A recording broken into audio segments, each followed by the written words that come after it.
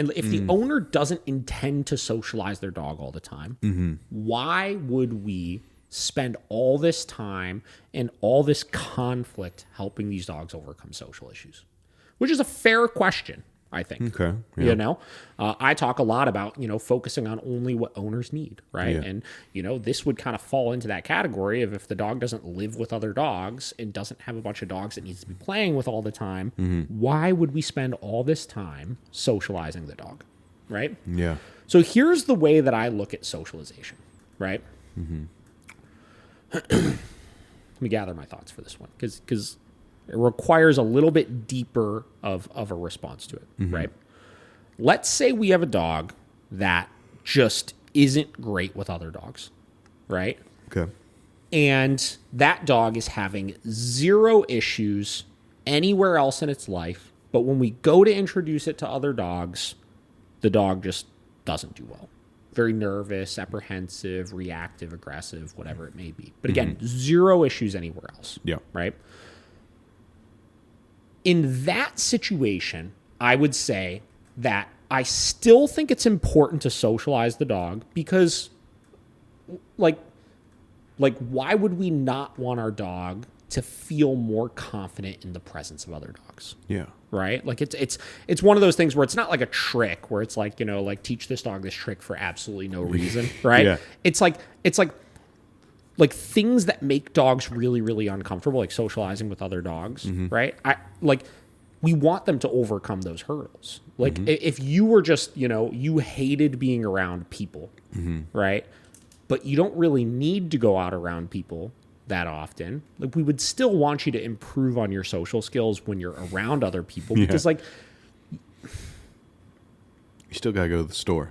Yeah, and just look at how much enjoyment like some dogs get from interacting with other dogs. Yeah. Right? Or there's times where maybe your dog's not displaying any sort of problems towards other dogs, but when you're walking down the street and they see other dogs, they might be sitting there thinking all these, bad thoughts and being uncomfortable and stuff like that. And they're not displaying it in any particular way, but they obviously don't like other dogs. Yeah. So that could be a problem. I don't know.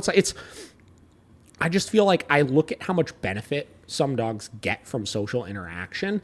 And I think in talking to a lot of owners that have dogs that they don't socialize with other dogs and have accepted the fact that they'll probably never let their dog play with other dogs, a lot of times they only get into that state of mind because of their dog's behavior. They essentially accept, all right, my dog is dog aggressive and doesn't like being around other dogs, and he'll never enjoy being around other dogs.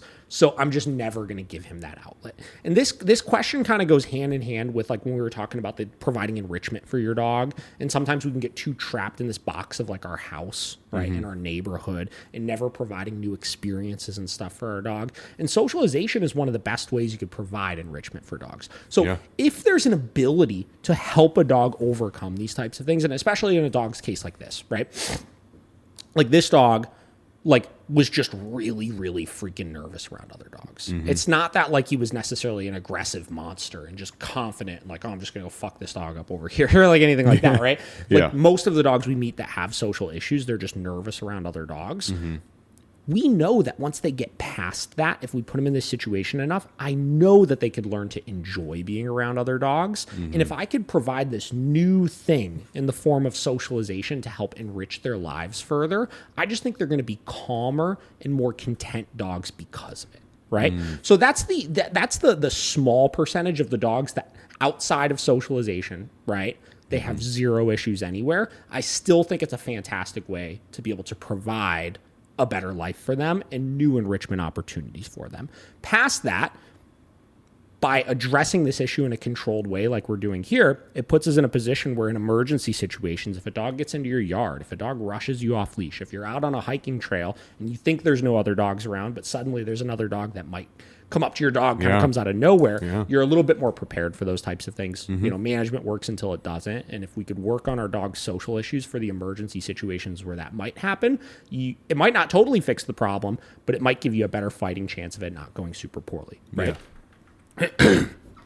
Past that, right? Most of the dogs we work with that we help overcome social issues have issues elsewhere, right? And a lot of times those issues elsewhere that these dogs see are going to be centered around socialization. It's going to be reactivity towards other dogs, reactivity towards other people, right? Yeah. And I've always looked at reactivity, for example. Under most cases, if a dog is being reactive towards another dog, right, and it's a dog that is also dog aggressive or fear aggressive towards dogs, we could address the reactivity all day long, but the underlying cause of the problem that they inherently have with other dogs is going to still be there. Yeah. And you're kind of working backwards by addressing it like just the reactivity, right? Where if we could fix the reason why they're being reactive, which is them having a problem social, they don't know how to interact properly with other dogs, it will make stopping the reactivity ultimately easier, right? Because the underlying cause will be getting addressed, right? And even in those cases, like many of those owners might not ever be socializing their dog outside of those situations.